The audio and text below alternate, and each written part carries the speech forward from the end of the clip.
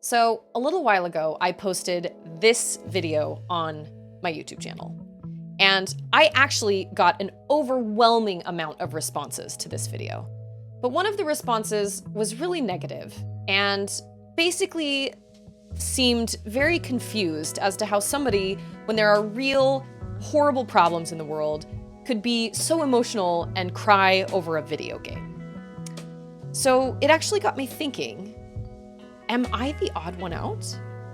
Is this normal? Do other people experience this as well? Surely I am not the only one. So I decided to find out. Okay, so this is my sister. Introduce yourself, please. Hello, my name is Katie. Yep. I like video game. I like playing video. I like video games. I like gams. So in the bird watching world, there is something called a spark bird.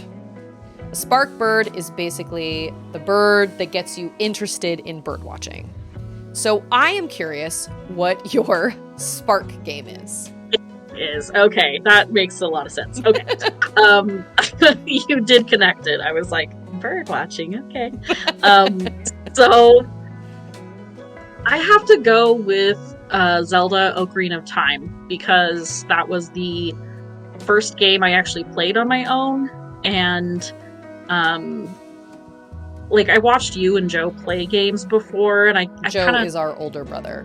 Yeah, Joe's our older brother. Who also plays games. He kind of was the introductory game person for both of us, honestly. That's true. And I like watched you guys play games, and I think I kind of played games with you guys, but more like participating offhandedly, like because I couldn't really play games because I was so young. So I would say Ocarina of Time because it was the first one I played by myself. And it was such an influence on me for a very long time. I remember that. Yeah, I was obsessed with that game. So that's probably what got me officially into gaming. Okay, cool. So tell me what your earliest gaming memory is. Whether it's one you were playing or watching somebody else or whatever. I have a couple of different ones. So I think the first memory of gaming that I recall, like in general, was actually watching Joe play Final Fantasy VII. And it was like the very beginning of the game when you're in the Mako reactor. And I remember I was coloring some hearts for like a Valentine's Day. Do you remember how old you were? I think it was for I think it was for first grade, so I was probably like 6 or 7. I remember being so upset because, spoiler alert, Jessie dies. Spoilers from, way back in 95. Yes. I do remember that. I remember you were so upset. I was so upset, and Jessie wasn't even like a main character, but I was so upset. But I for some reason I remember specifically like sitting and coloring those. They're like the really stupid, awful illustrations of everything that every teacher has, and they're just the big hearts that have the weird narrow faces, and they're like smiling. Yep. And I remember coloring them in with like this. I remember the specific colors and everything. It was such a vivid memory for some reason. I actually really love that. I really, really do. So the second memory was actually the one that I recall, like me being the person playing. Mm-hmm. And it was Ocarina of Time, and I think I've told you this before, but I was playing as Adult Link in the fishing pond, and I put on the iron boots, and the pond is really shallow. But there's a spot in the middle where it's deep enough that you can get in completely like submerged, and I drowned Link in the fishing pond. I don't know why. And I remember you've like heard what people are doing to Koroks these days, right? So like apparently that is very Those are Koroks. This was Link. That's This was the main Oh, man that is true. himself. And first, like, I remember Navi being like, "You have to take off your iron boots. You can't breathe." And I was like, "Whatever, it's not a big deal." And then like the timer came up, and I was like, "Huh." And then I watched it count all the way down. Okay. And then he died, and I was like, surprised. Oh. There are consequences for my That's very actions. What a funny. shocker. So that was my first time like playing, at least the first time I remember playing a game. Okay. All right. Like myself. That is so funny. So your Spark game was Ocarina of Time. Did you actually play and beat the game all the way through yourself? During that time frame, I don't know. Do you remember what Clearly, the first game is you ever beat by yourself? I'm pretty sure it was Ocarina of Time.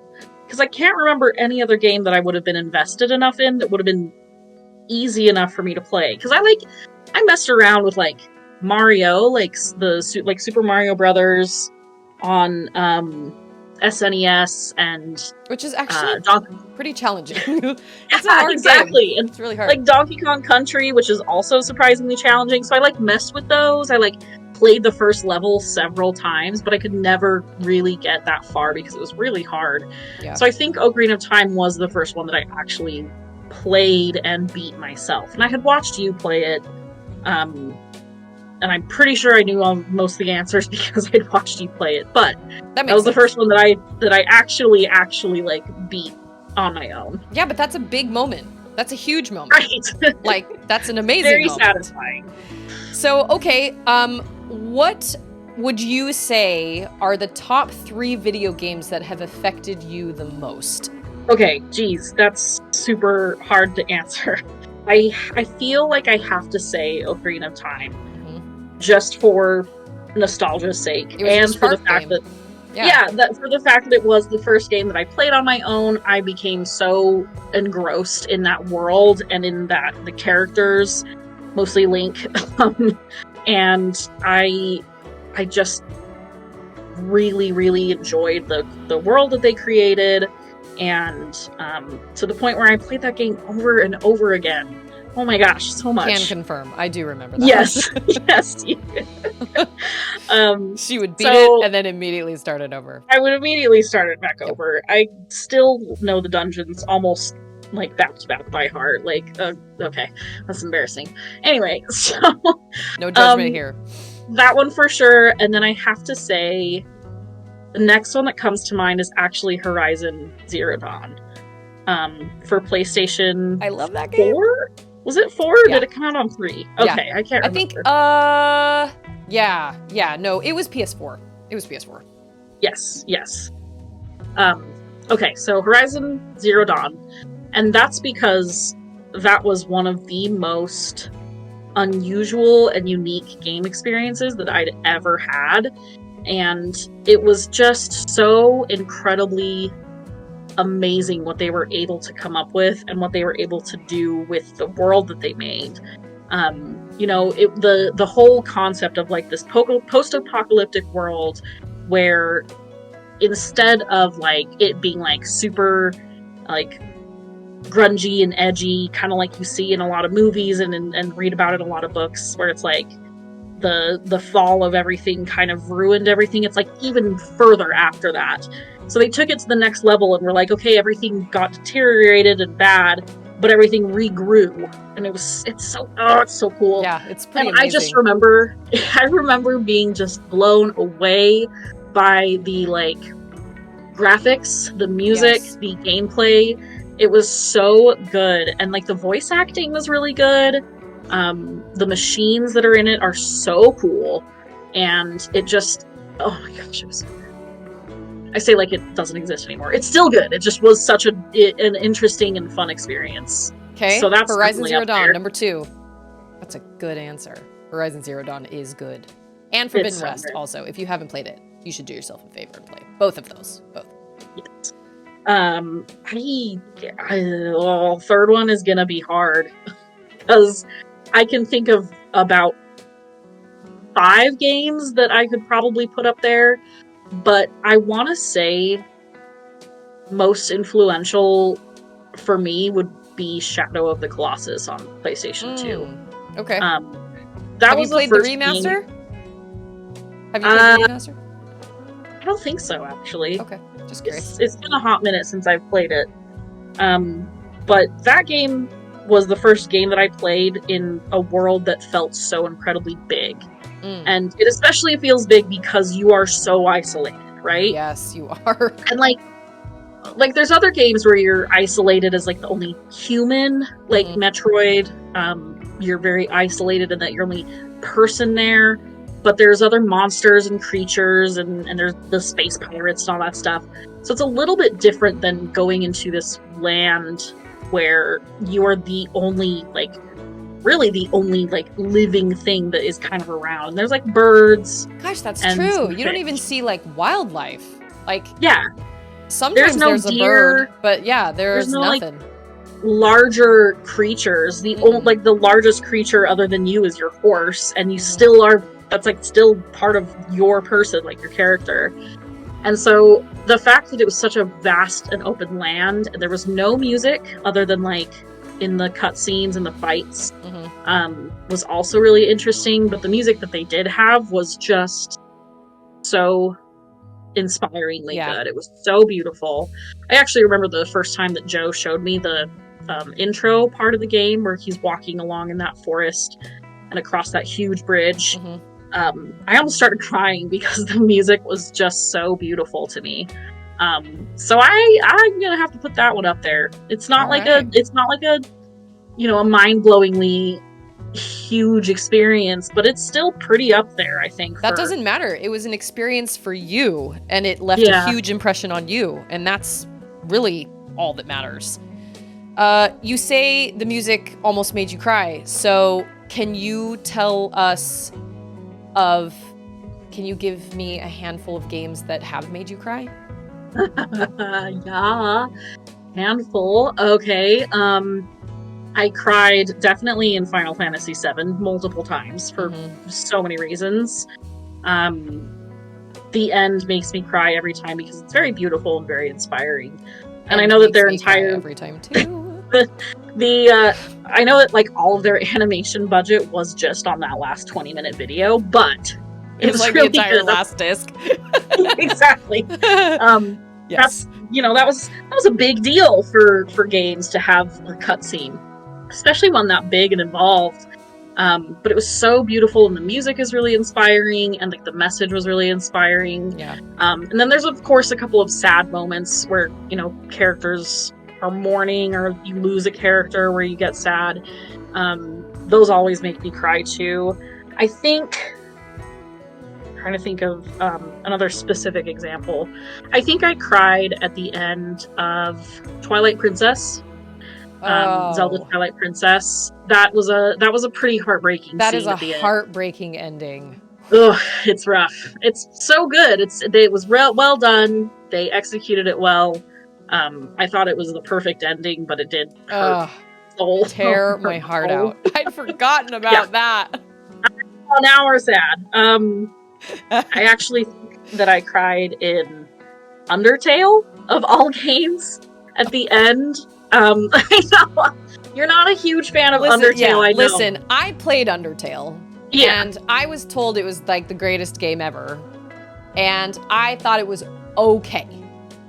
But that's okay. That's fine. It has its fandom, and that is fine. But anyway, I want to know, what made you emotional? You know, there's different endings, of course, and I think this was for the generic ending, because there's several routes, or a couple different routes you can take.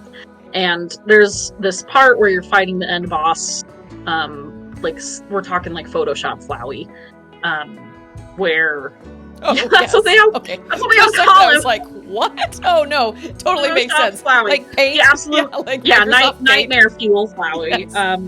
Yes. And I remember that. All of the souls that you've spared, like you've spared through your journey, like come and help you and like help you win the fight, basically. What? And it's really, well, not all of them, like the main character's souls. That didn't happen when I played it. Oh, it did it? Apparently I did something wrong. That's okay. No, That's fine. there's not. Nope, continue. That's fine. That is a lot more meaningful. I swear that's what happens. Maybe I'm thinking of it wrong, but I remember a scene that was just really incredibly inspiring at the end.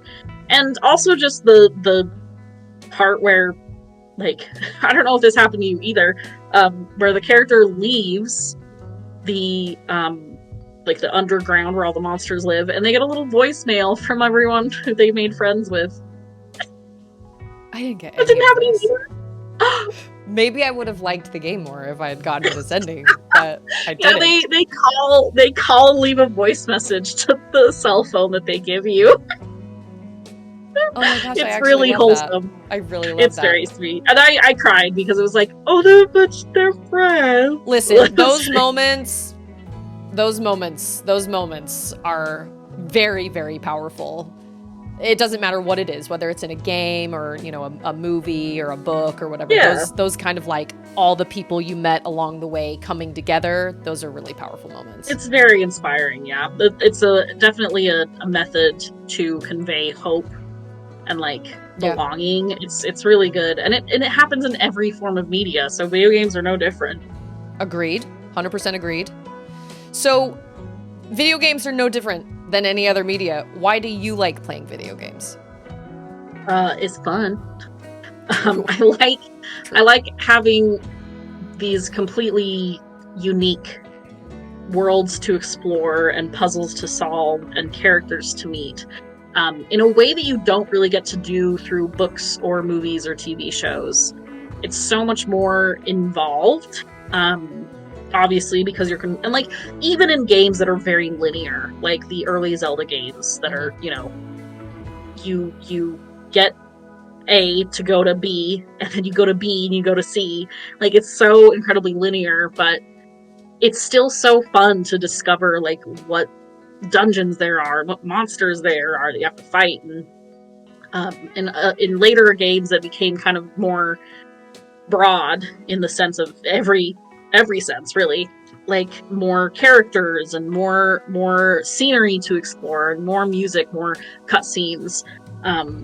There's still such an element of like curiosity and discovery because you have so much to unfold. Even if it's a game that you've played before, it's still really exciting to live through it again. It's not quite the same after the first time, but it's still enjoyable after you play it. Oh yeah. And how many of us play games that we love over and over and over again? I actually did meet one person who was like, I only ever play every game I've ever played, I only play once. And I was like, wow, you must be miserable. That sucks. Great. Okay, I will say that is up to each person individually, but I cannot imagine getting a game and playing it and then be like, that was nice, and then never playing it again. I am with you. I feel like because there are games that come along that really define a time of your life, and you can remember what was happening at that time in your life. And so a lot of times I think we do connect, especially those soundtracks, to what was going on in our lives. And so we revisit those games because it kind of gives us that, I mean, that's what nostalgia is, right? Like you have these games that you've played before and they're comforting, and you, especially the linear ones, like you said, you know what's going to happen. You don't have to worry about whether the bad guy wins or who's going to die or whatever, because you know how the story is all going to play out. And there's something really comforting in that. But there's also something really exciting in playing a game you've never played before and being really excited about, you know, and being curious. But there is definitely comfort in replaying old games. But to each their own. Well, and there's also games that you can replay and do differently. I mean, I'm planning to replay Undertale to try and do a different run because I haven't done it before. Because I know that the sequences can be a little bit different and the ending's a little bit different. It's really cool. Yeah, I agree. Well, thanks, Cage. Cage, you're very welcome. You taking the time to talk to me and share your experiences. I really appreciate it. Anytime. Huge shout out to my sister for letting me interview her in my first ever video game interview. I love my sister. She's an awesome person. So, what's your experience? Have you had positive experiences gaming? Have you been affected negatively by video games? Let me know. I'm really curious to learn everybody's stories. I'll see you next time.